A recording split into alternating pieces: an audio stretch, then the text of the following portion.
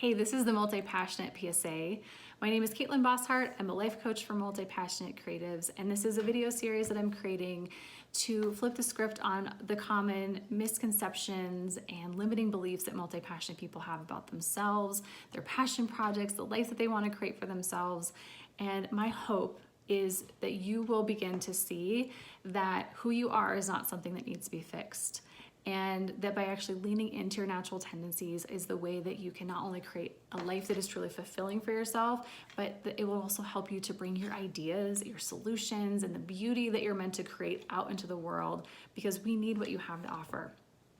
So today's multi-passionate PSA is to celebrate being a beginner. And I know for a lot of multi-passionate people, this can cause anxiety, that feeling of like, I hate, and they'll say, I hate being a beginner, I'm always starting over. And my question for you is, do you really hate being a beginner? Do you hate starting over with things? Or have you been conditioned into believe that it's bad? That it's bad to not yet be good at something, that it's bad to not just stick with a single area so that you become an expert? And that expert piece, please, if that is something that really stresses you out, please go watch my PSA where it's called, I think, a broad range of knowledge is a kind of expertise, because that will help you. But what I've learned is that when I separate myself from this idea of, being a beginner is like somehow bad or inadequate, I actually love being a beginner. I crave that feeling of being a beginner because, like, I love novelty. I love that feeling that you get only when you're beginning something where there's this rapid learning and rapid discovery, and I'm don't know what's going to happen next, and I'm learning about myself, and I'm seeing what's possible, what I can do and learn and create. And there's something magical about that. I'm wondering if you agree with that feeling.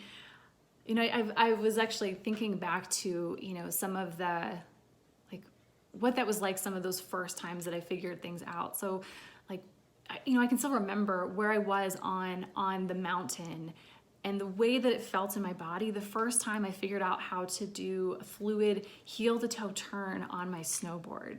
I can still remember how it felt the first time that I went to go pick up bees from a local apiary, and I'm holding these 2 boxes of bees that had around 14,000 bees in them. And just like the feeling of that, and then that experience of putting them in the hive for the first time and working with them for the first time was incredible.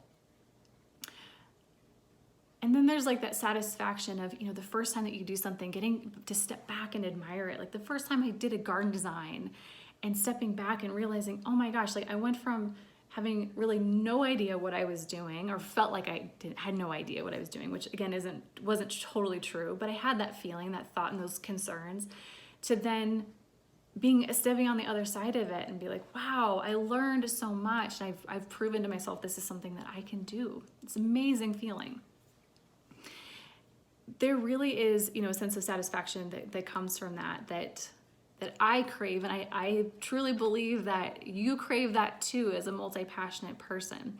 But as multi-passionate creatives, we've been taught that we might be falling short or missing out somehow or on opportunities by not devoting our lives to one single thing, by not doing the same thing over and over and over until we become an expert at it.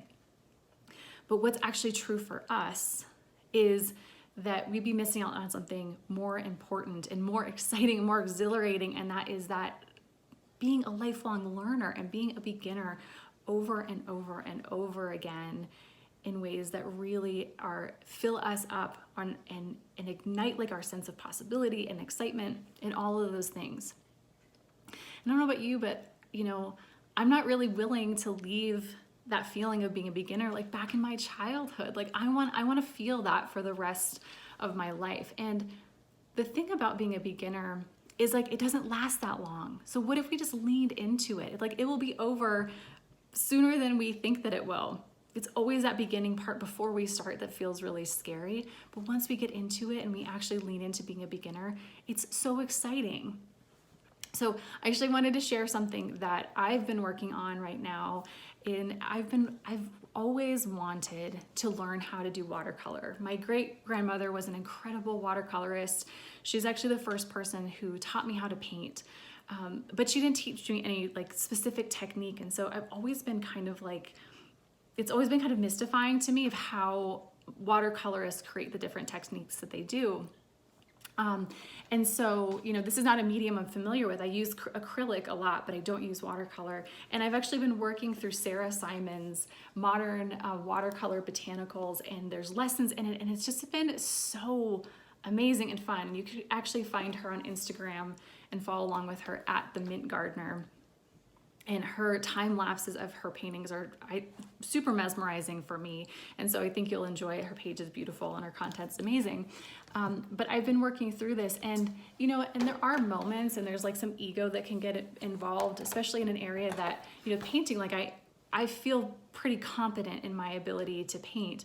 But this is a totally different medium. And so I'm back to the basics. And, you know, I'm learning these little techniques and these little boxes, and, you know, it's just like these simple little exercises, even doing these color swatches to try to understand more of like how the paint, you know, reacts to different amounts of water and the different ratios and things like that.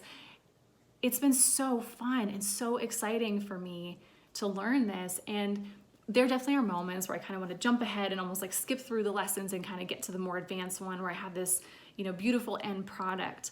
But I'm just allowing myself to slow down and just be excited about, you know, watching what the paint is doing on the page for the first time and seeing what I can create, and starting to actually understand, you know, how these amazing watercolor artists create these things that I've always admired, and seeing like, oh my gosh, like I can see that's possible for myself. Like I can learn how to do that too. And so my challenge for you is to be intentional about being a beginner. It's like if you've been hesitant about this, or you've been resisting starting something new, to find a way to do that, to pick up a book, to join a class, to just like dive in and get your hands dirty, you know, and just explore and just see what happens, see what's possible.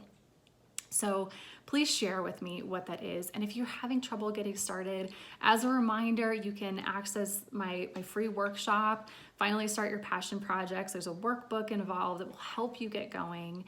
So I hope that you'll check that out. And I also do want to let you know that I have 2 spots currently available for my one-on-one coaching program for multi-passionate creatives, to help you to really embrace who you are, claim the life that you want, and create and begin moving in that direction with support and accountability and all of that, you know, that good stuff that comes along with coaching. So if that's something you're interested in, please sign up for a free discovery call. I'd love to get to know you and see if working together is a good fit. And let me know if you have any questions about any of this. I want to know your thoughts, your insights, like anything that's coming up for you. Please share in the comments.